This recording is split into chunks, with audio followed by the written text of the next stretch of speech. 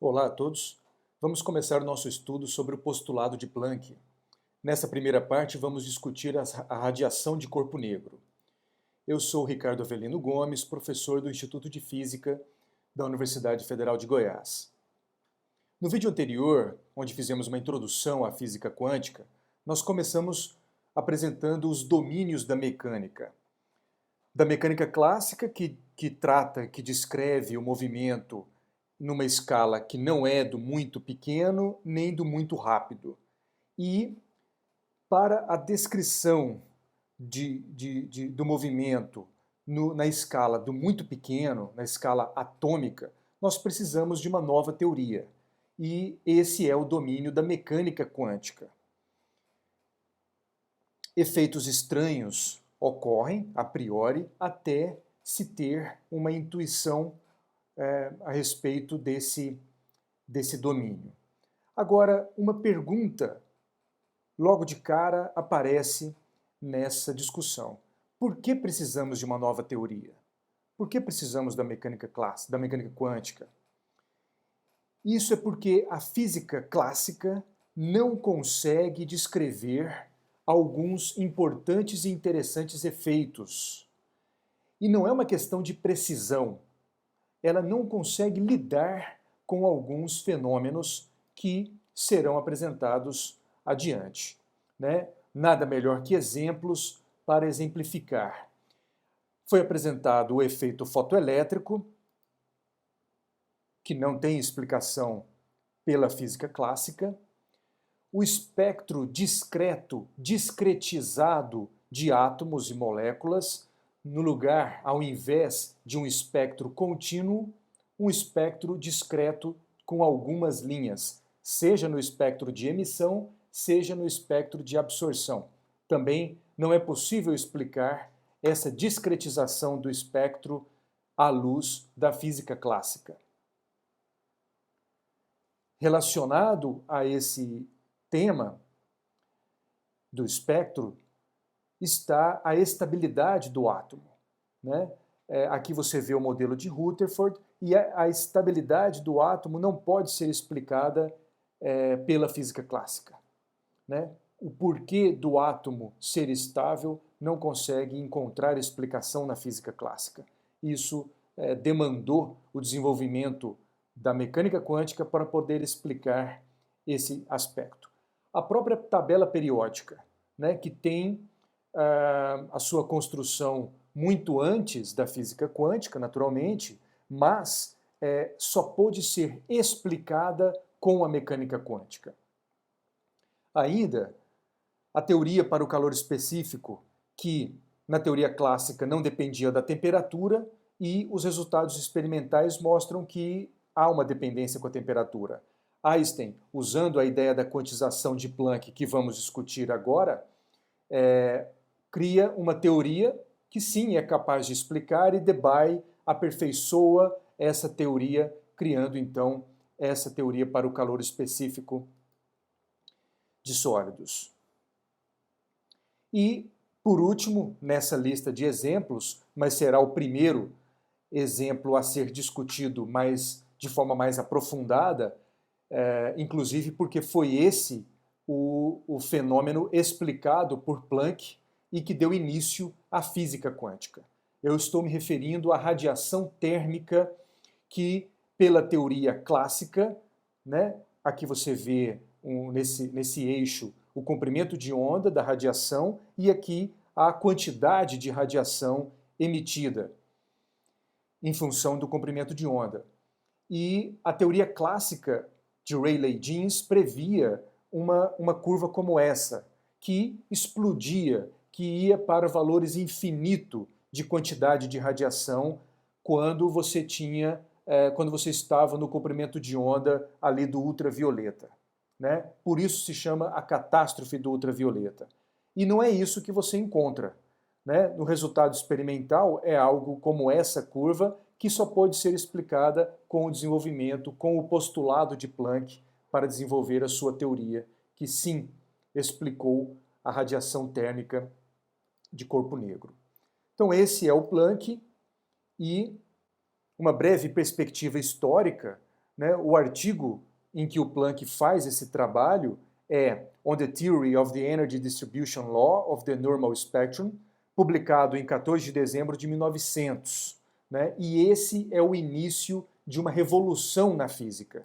Né? Nós dizemos que esse é o nascimento da física quântica, agora denominada antiga, o nascimento da antiga física quântica. Então veja, de 1900, com a contribuição do Planck na antiga física quântica, até o desenvolvimento da mecânica quântica moderna. Aqui eu apresento só para ilustrar uma foto do Schrödinger, mas aqui você conta com trabalhos de Heisenberg, Pauli, Dirac e muitos outros. Então foram 25, 26 anos de contribuição para se chegar da contribuição seminal do Planck até o desenvolvimento da mecânica quântica moderna. E vamos começar então com essa ideia que pôde explicar o problema da radiação térmica do corpo negro. Bom, o que é radiação térmica? É a radiação emitida por um corpo devido à sua temperatura. Nós temos uma taxa de emissão de energia de um corpo com o meio e a taxa de absorção de energia. Então, se um corpo está inicialmente mais quente que o meio onde ele se encontra, esse corpo irá naturalmente se esfriar, né? Ele vai perder calor para o meio. Nós podemos entender esse fenômeno através dessas duas taxas. Né? A taxa de emissão de energia do corpo é maior do que a taxa de absorção de energia desse corpo, né? Com relação ao meio onde ele se encontra. Por conta da taxa de emissão de energia ser maior do que a taxa de absorção de energia, ele irá se esfriar. Agora, se o corpo está em equilíbrio térmico com o meio, então, nesse caso, a taxa de emissão de energia é igual à taxa de absorção de energia. Ele está em equilíbrio térmico. Muito bem, alguns exemplos de radiação térmica. Aqui você vê brasa, por exemplo, de uma fogueira, de uma churrasqueira, e essa luz é vinda da radiação, é a radiação térmica emitida devido à temperatura que esse objeto se encontra. Da mesma forma, uma estrela como o nosso Sol, ele emite radiação devido à sua temperatura. Então isso é um outro exemplo de radiação térmica.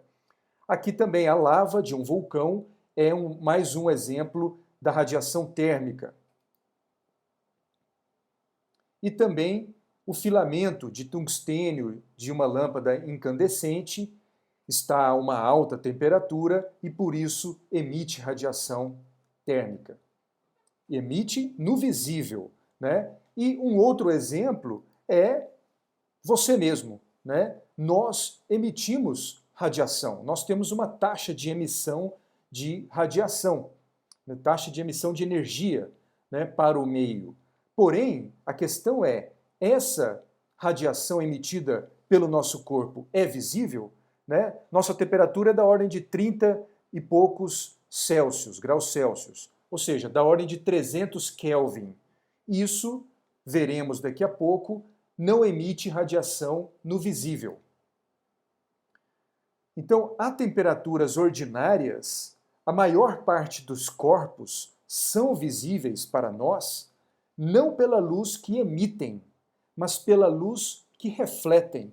Então, como esse livro, esse objeto, essa bússola, nós podemos ver esses objetos não pela radiação térmica que eles emitem. E eles emitem, pois estão a uma certa temperatura, né? Mas nós os vemos pela luz que refletem. Isso em temperaturas ordinárias. Agora, em altas temperaturas, você tem que os corpos são autoluminosos, eles têm luz própria. Então, dessa forma, é possível vê-los até mesmo numa sala escura, como o exemplo que um dos exemplos que já foram dados, né, da brasa. Numa sala escura você poderia ver, porque essa luz é vinda da emissão térmica, da radiação térmica que esse objeto produz. Bom, a matéria em um estado condensado, sólido ou líquido, emite um espectro contínuo de radiação. O espectro emitido pela matéria condensada é contínuo de radiação, diferente daquele espectro que a mecânica quântica, a mecânica clássica, a física clássica não conseguia explicar, né, que era o espectro discreto de átomos. Aqui, a matéria, no estado condensado, ela emite um espectro contínuo de radiação. E esse espectro, ele é quase, nós veremos mais sobre isso adiante, ele é quase independente do material que o corpo é feito. Não importa a composição desse material, né? E esse espectro, ele é fortemente dependente da temperatura do corpo. Porém, mesmo em temperaturas de alguns milhares de Kelvin, veja, nós estamos a uma temperatura da ordem de 300 Kelvin. E eu estou me referindo aqui a temperaturas de alguns milhares de Kelvin. Mesmo nessa situação, nessas temperaturas, cerca de 90% da radiação térmica emitida é invisível, não é visível para nós, né? Por quê? Porque está no infravermelho. Então veja, aqui é a curva da teoria clássica e aqui são os espectros para diferentes temperaturas, 3.000 Kelvin, 4.000 e 5.000 Kelvin. Então, para um espectro para temperaturas de alguns milhares de Kelvin, um espectro como esse, cerca de 90% da radiação, e a radiação total emitida é a área sob uma curva dessas, né? Então, para um corpo a 3.000 Kelvin, é a área sob essa curva vermelha. Cerca de 90% não se encontra no espectro visível. Ela é invisível para nós, né? O espectro visível está ilustrado aqui nessa faixa, né? Com valores de comprimento de onda menores é o ultravioleta, né? E aqui energias maiores, e comprimento de onda menor, quer dizer, maior, você tem o infravermelho, e são energias menores. Então, basicamente, a radiação térmica emitida por corpos dessa ordem de temperatura está no infravermelho. Apenas uma pequena parte começa a ter comprimentos de onda que são no visível. A conclusão é a seguinte: corpos autoluminosos, como aqueles que foram mostrados já nos exemplos, estrelas, lava de vulcão, brasa, filamento de lâmpada, aqueles corpos autoluminosos e outros, né, são extremamente quentes. Eles não são apenas quentes, eles são extremamente quentes para conseguir emitir alguma radiação no espectro visível, que os torna capazes de ser vistos até mesmo numa sala escura por nós humanos. E aqui mais uma apresentação do espectro eletromagnético. Né? Aqui você vê a escala de frequências, né, crescendo nesse sentido. Aqui você vê a escala de comprimento de onda, né, e aqui vai diminuindo no mesmo sentido, né, que é do crescimento da frequência. E aqui também aponta para o crescimento da energia, porque a energia, como nós veremos, está relacionada à frequência. E aqui para ilustrar, né, comprimentos de onda maiores e aqui comprimentos de onda menores. Tá? Bom, então você vê ondas eletromagnéticas do rádio, uma faixa muito grande, micro-ondas, depois infravermelho, também muito grande, e aí entra o espectro visível e o espectro de ultravioleta. São várias as diferentes faixas aqui de ultravioleta. Com energias maiores, com frequências maiores, você tem os raios X e depois os raios gama. Nós vamos olhar esse espectro com mais detalhe em outros momentos. Voltando à radiação térmica. Considere uma barra de ferro aquecida no fogo. Em temperaturas não muito altas, você percebe que uma barra de ferro aquecida, né, em temperaturas não muito altas, ela irradia calor. Porém, não visível. Né? Não conseguimos enxergar, mas irradia calor. Nós já vimos pelo espectro eletromagnético que esse calor, essa radiação, esse calor está na faixa do infravermelho. Agora, quando você aquece a barra de ferro a temperaturas muito altas, você aumenta significativamente, veremos isso em detalhe, você aumenta a quantidade de radiação emitida, aumenta a quantidade de radiação emitida e efeitos visíveis aparecem. Tem duas coisas por trás aqui e nós veremos isso em detalhe. Então, a primeira coisa, aumenta a quantidade de radiação emitida, né, com temperaturas mais altas. E o outro aspecto é que efeitos visíveis surgem. Né? Essa barra ela começa a ter uma cor, um vermelho opaco. Aquecendo mais ainda, esse vermelho se torna brilhante. E aquecendo mais ainda, você vai ter uma cor branco-azulada, né? Um branco azulado. Isso mostra que há uma mudança no espectro e com um detalhe é que esse espectro é deslocado para frequências maiores, ou comprimentos de onda menores. Né? Então, essa é a conclusão. Aumentando a temperatura, o corpo emite mais radiação e a frequência da radiação mais intensa, fica maior. Por isso que começamos a enxergar numa cor, depois em outra. Né?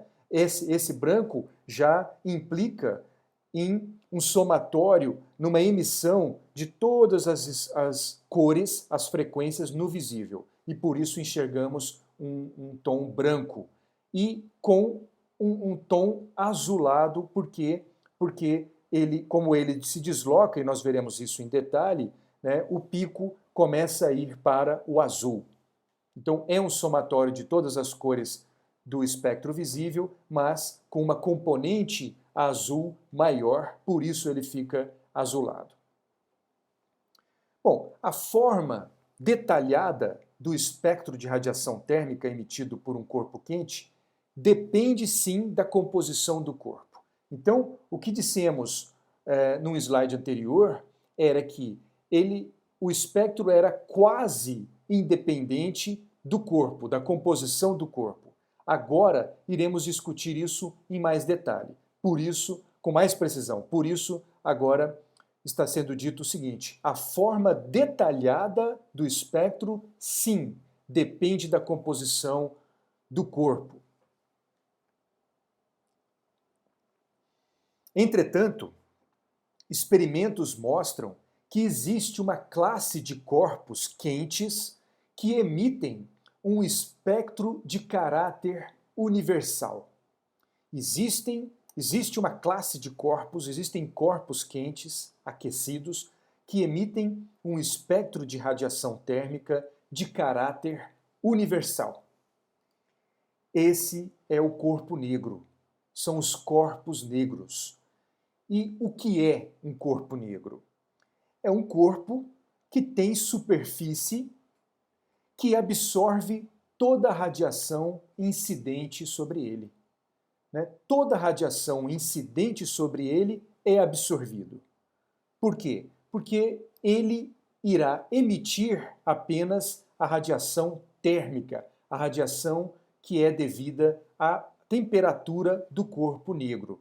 Então, a radiação que incide sobre a sua superfície é absorvida por esse corpo.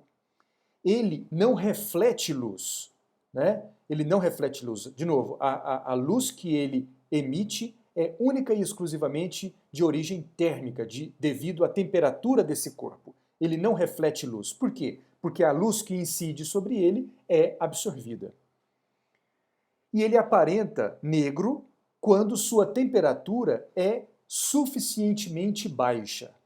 Então, ele aparenta a cor negra quando a sua temperatura é suficientemente baixa, para que ele não se torne autoluminoso. Por quê? Porque quando a sua temperatura aumenta, ele se torna autoluminoso, ele vai ter luz própria. Então ele é negro, ele tem, né, ele aparenta negro quando a sua temperatura é suficientemente baixa. Bom, algumas coisas importantes. Todo corpo negro, à mesma temperatura, emite radiação térmica com o mesmo espectro. Né? Foi isso que definiu o que era o corpo negro. Né? Que uma classe de corpos quentes, aquecidos, que emitem um espectro de caráter universal. Ou seja, estando aqueles corpos, aquela classe de corpo à mesma temperatura, o espectro será universal, será o mesmo. Né? Então, agora dizendo em termos do corpo negro. Todo corpo negro à mesma temperatura emite radiação térmica com o mesmo espectro. A forma específica do espectro não pode ser obtida pela termodinâmica clássica, pela física clássica, no caso a termodinâmica. Né? Então a forma do espectro não pode ser explicada pela física clássica, pela termodinâmica clássica. As propriedades universais da radiação emitida os tornam de grande interesse para a física, na tentativa de explicar as características dos seus espectros. Por quê? Porque agora independe da composição do corpo, né? Tendo as características de um corpo negro, e em laboratório é possível criar corpos que se aproximam da definição do que é um corpo negro, então eles têm uma aplicação muito grande. Eles são de grande interesse para a física. Então vamos começar o nosso estudo do espectro da radiação do corpo negro. Né? Vamos estudar esse espectro em detalhe. A distribuição espectral, né, a distribuição espectral da radiação, espectral nas suas várias possíveis frequências, né, a distribuição da radiação nas várias possíveis frequências, ou cores, no sentido mais amplo da palavra cor, que pode ser qualquer frequência da radiação eletromagnética.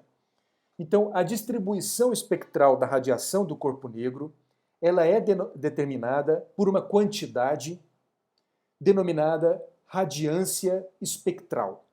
Radiância espectral. E ela é escrita dessa forma. Né? A radiância, letra R, espectral porque ela depende da frequência. E T designa temperatura. Né? Vai ser, eu vou ter a radiância espectral de um corpo a uma determinada temperatura. Né? Como nós veremos o espectro daqui a pouco. Essa radiância espectral, ela é definida da seguinte forma. Ela é definida de forma que a radiância multiplicada por um elemento diferencial dni, de frequência dni, ou seja, o produto RT dni, seja igual à energia emitida por unidade de tempo. Né? A energia emitida por unidade de tempo é potência. Né? A potência irradiada, a potência emitida. Né? Em radiação de frequência no intervalo de ni até ni mais dni.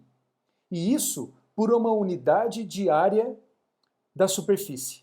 Né? Isso depende da área da superfície. Então, se você precisa colocar por unidade de área, né, para um corpo negro com uma área maior, você vai multiplicar então por aquela área para ter a potência irradiada por aquele corpo. Então, o que nos interessa aqui é por unidade de área da superfície. E claro, a uma certa temperatura T. E agora olhando o espectro, né? Aqui você vê a radiância espectral e aqui você vê a frequência. Eu estou na escala de 10 elevado a 14 Hz. Né? Então aqui eu tenho 1 vezes 10 a 14 Hz, 2, 3, 4 e assim por diante. E aqui eu tenho a radiância que está em joule por segundo, porque é unidade emitida por unidade de tempo, né, por unidade de área metro quadrado. Aqui ele está ainda dividido por hertz. Por quê? Porque isso que nós definimos a unidade é quando eu multiplico por um intervalo dni, um intervalo de frequência dni, para obter um certo retângulo, uma área sob, né, um pedaço, um segmento dessa curva da radiância. Muito bem, e aqui o que nós vemos são 3 espectros com temperaturas distintas, aqui com 1000 Kelvin, 1500 Kelvin e 2000 Kelvin. E você começa a ter uma ideia dos espectros. Simplesmente eu aumentando a temperatura de 1000 para 2000, você vê que a área sob essa curva aumenta muito, né? E essa área é a potência irradiada, ou radiância, né? Radiância não espectral. Por quê? Porque essa radiância não mais depende do espectro, já foi integrada no espectro. Aqui eu tenho uma integral de 0 a infinito em frequência, em dni, né, dessa radiância espectral. Quando eu faço isso, eu tenho a potência irradiada para aquela determinada temperatura.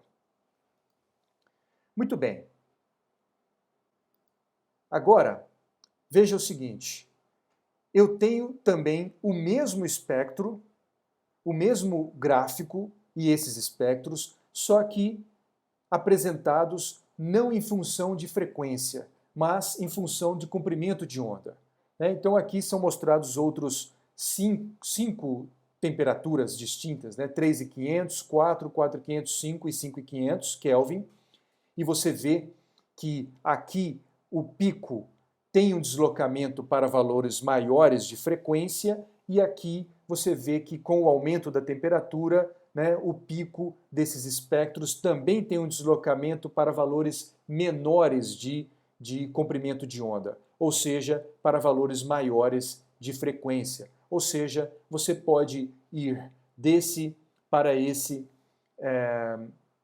tipo de espectros apenas fazendo as devidas substituições de frequência para comprimento de onda e vice-versa. Algumas propriedades muito importantes sobre esses 3 exemplos mostrados aqui, sobre a radiância espectral. Primeiro, a pouca potência irradiada em um intervalo de frequência fixo, dni, para uma frequência Ni muito pequena comparada com 10 a 14 Hz. Então, quando eu tenho uma frequência muito pequena, comparada nessa escala onde o gráfico é apresentado, ou seja, quando eu estou nesse limiar de frequências, existe muito pouca potência, existe pouca potência irradiada. Você vê isso, Se você integrar do 0 até um determinado valor pequeno de frequência, a potência irradiada será a área, ela é a área sob a curva, nesse intervalo que está sendo considerado, e é uma área muito pequena, comparado com o restante de cada um desses 3 espectros. Então, essa é uma primeira observação. A pouca potência irradiada em intervalos de frequência fixo, dni, para uma frequência Ni muito pequena comparada com 10 a 14 Hz. Inclusive, ela é 0, a potência é 0 para Ni igual a 0. Quando Ni tende a 0, claro, pessoal, aqui eu estou com 10 a 14, isso aqui é 10 a 14 Hz. Então, o zero de fato, ele está muito distante. Mas você percebe que a radiância espectral vai para 0. Então, a potência será 0, de fato, para Ni igual a zero.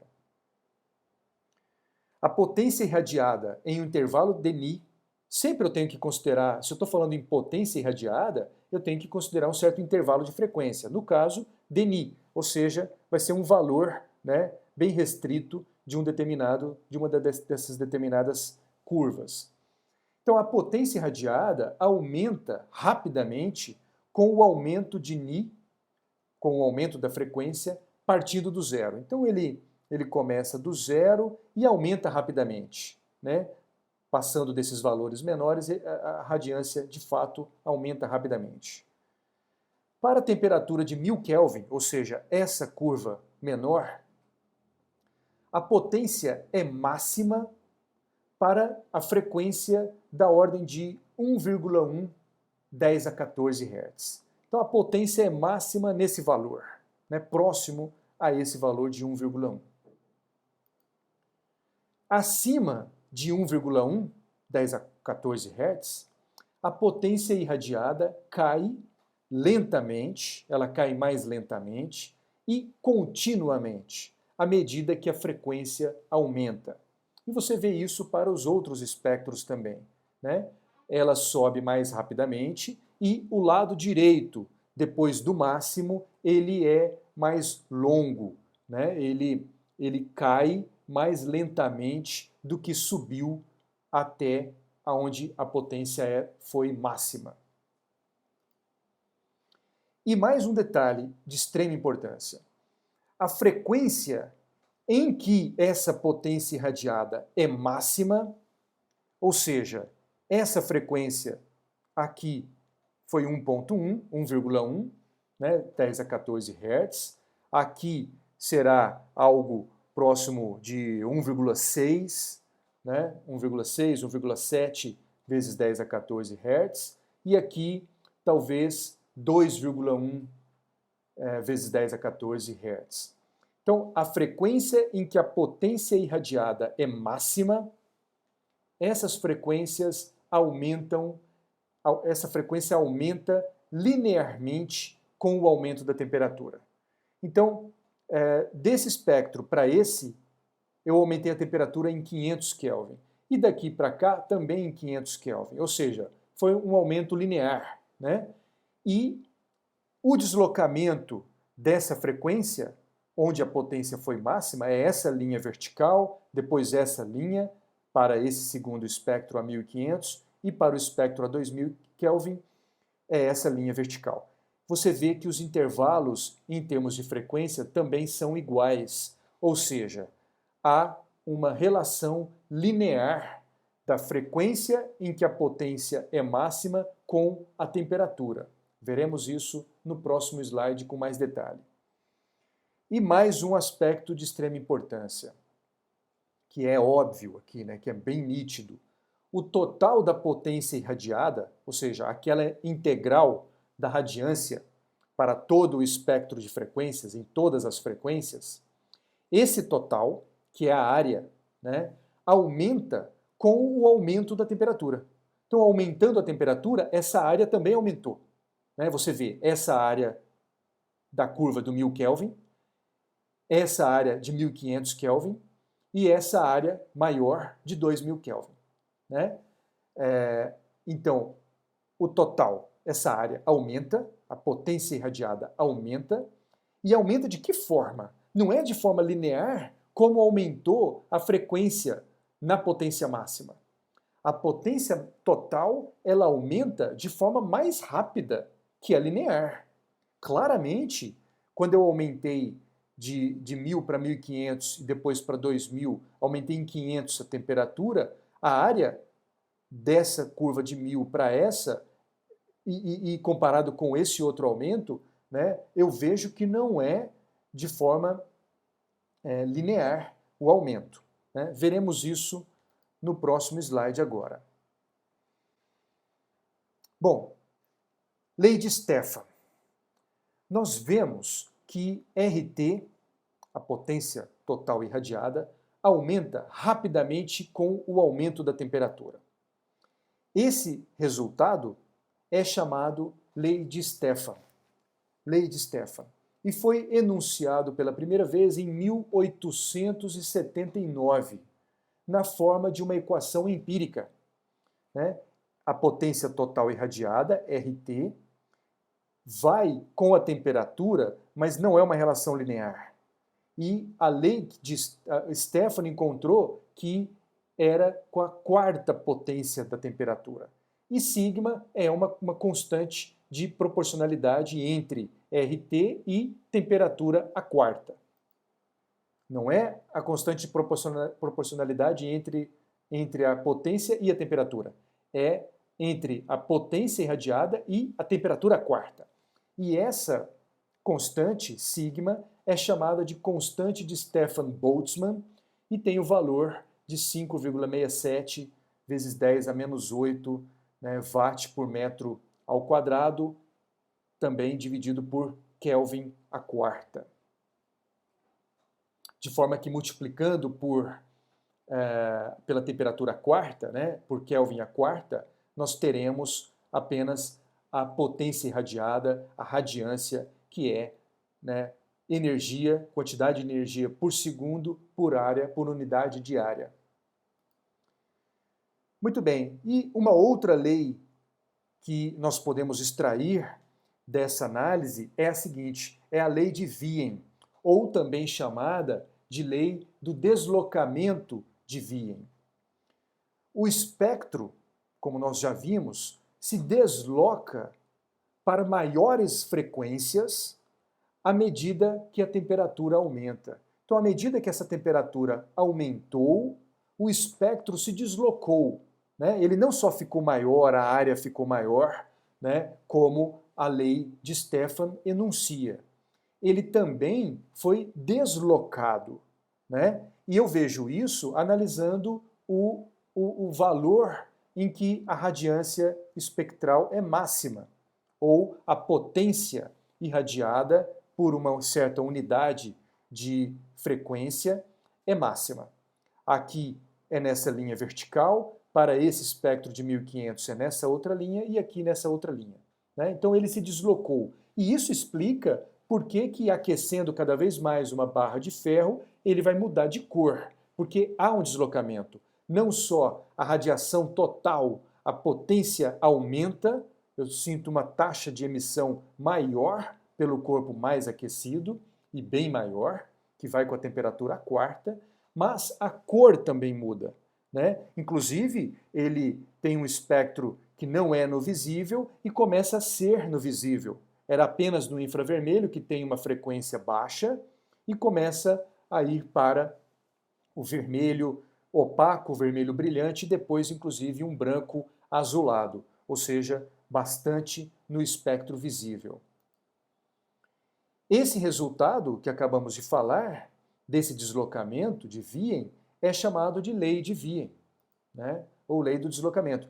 E a relação, não vamos nem colocar aqui a constante de proporcionalidade entre essas duas grandezas, mas a relação, há uma relação de proporcionalidade entre a frequência na qual a potência irradiada, a radiância, é máxima e a temperatura do corpo, né? A temperatura do corpo.